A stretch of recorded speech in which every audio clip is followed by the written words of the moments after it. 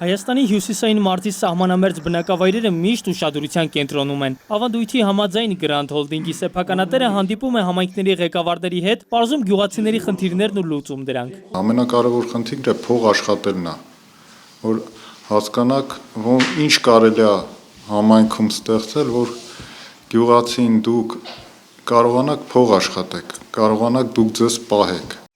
Տավուշի բարձրադիր Նավուր համայնքը ոռոգման համակարգ երբեք չի ունեցել։ Համայնքի ղեկավարի խնդրանքով կարճ ժամանակահատվածում լուծվեց ոռոգման խնդիրը։ Կոռոկի շուրջ 10 հեկտար հողատարած։ Վերին Ծաղկավանում Միքայել Վարդանյանի աջակցությամբ շատ խնդիրներ են լուծվել, բայց գյուղի գլխավոր խնդիրն անջրդի հողերն են։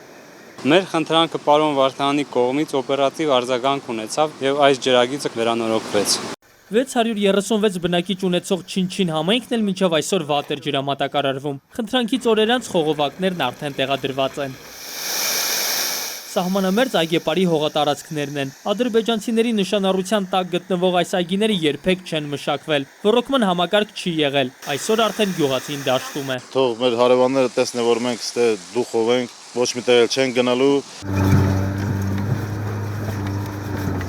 Ճանապարհը տանում է դեպի Վարագավանի հողատարածքներ։ Ոռոգման համակարգ չի եղել նաև այստեղ։ Այսօր արդեն 24 հեկտար ոռոգվում է։ Վարագավանի ծխախոտի ընդունման տեղամասի պատասխանատուի խնդրանքով տեղադրվել է ջրի շարժական պոմպ, որով կարելի է ոռոգել 20 հեկտար։